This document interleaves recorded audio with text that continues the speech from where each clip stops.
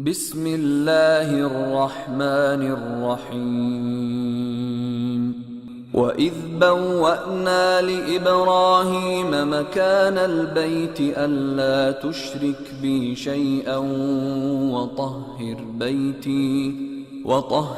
بيتي للطائفين والقائمين والركع السجود.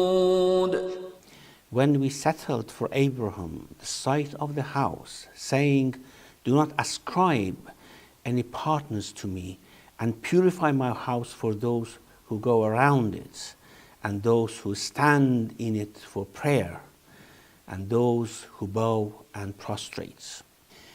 We have several questions to answer with regards to verse 26 of Surah Al-Hajj.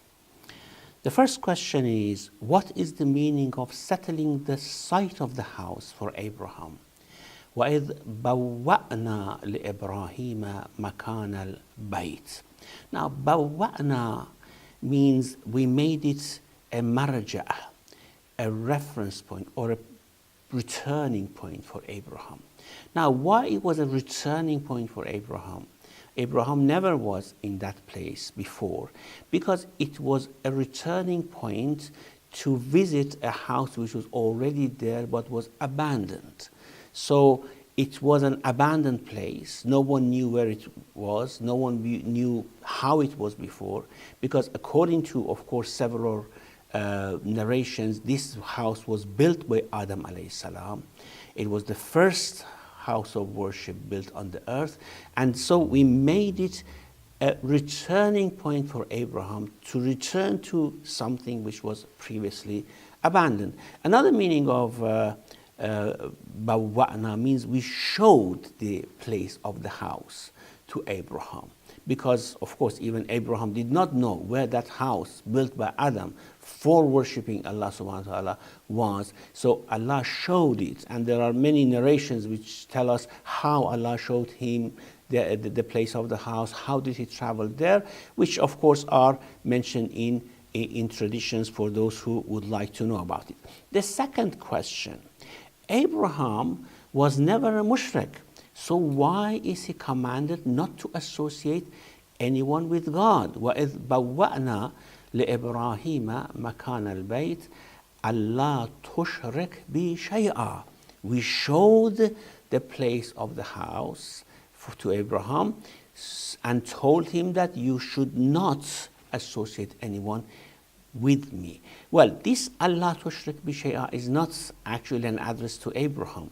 It's an address to the people, saying that Abraham, come to this house and establish a sort of manasik, establish a sort of worship for people in which they worship me alone. And therefore this Hajj, since the rebuilding of the Kaaba, since Abraham actually showed the manasik, taught the manasik to the people, was the most monotheistic sort of ritual that people used to do, which of course later on they mixed it with polytheism. But Allah tushrik bi shay'a means teach people a type of ritual that they would not associate anyone with me, in that they sincerely worship me around this house. And the third question is, how was Abraham to cleanse the house? Now, it's of course transpires from what I said before. It means that cleanse it by teaching people how to worship me sincerely and worship me without associating anyone to me.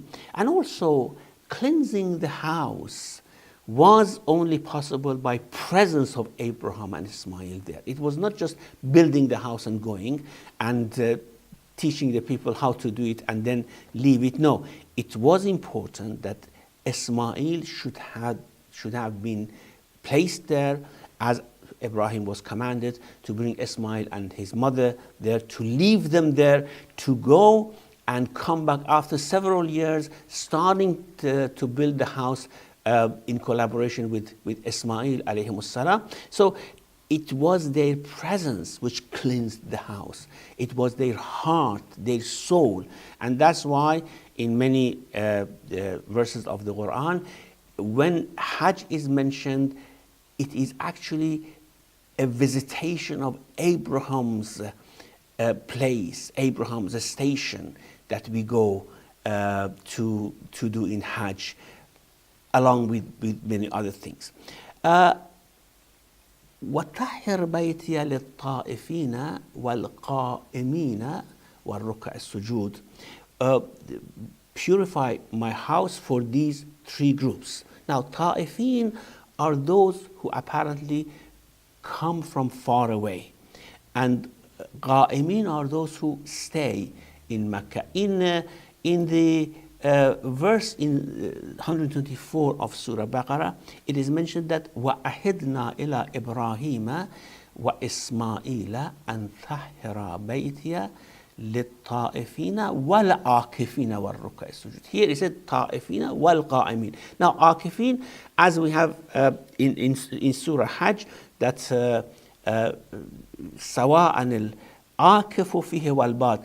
People who reside in Mecca and people who come from far away, foreigners, they are equal in this place. They have the same right. So Akif means those who are resident, and Ta'if means those who travel. And here Qa'im is actually put in place of Ta'if. Ta'ifin are those who come from far away. Qa'imin are those who reside in Mecca. وَالرُّكَّعِ السُّجُودِ is actually a description of these two. It means that when they come to Mecca, what they have to do ruku and sujood. What they have to do, they have to worship me. And therefore, both ta'ifin and qa'imin, they are equal. When they come here, they have to do ruku and sujood. Are there any isharat in this verse?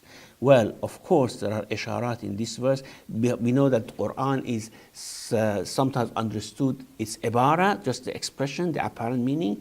Ishara, the alluded meaning, something which is deeper. Lataif, which is even deeper than that. And haqa'iq, which is the deepest meaning, which is only for the Anbiya.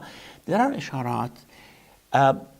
Just I allude to it. You take the bait and put heart in place, because qalbul mu'min haramullah. And so you can read it in this way. وَإِذْ بَوَّأْنَا لِإِبْرَاهِيمَ مَكَانَ الْبَيْتِ. This makan, the place of his heart. We showed him his heart, cleanse it, and when you cleanse it, all people who are faithful, they come around you. They gather around you.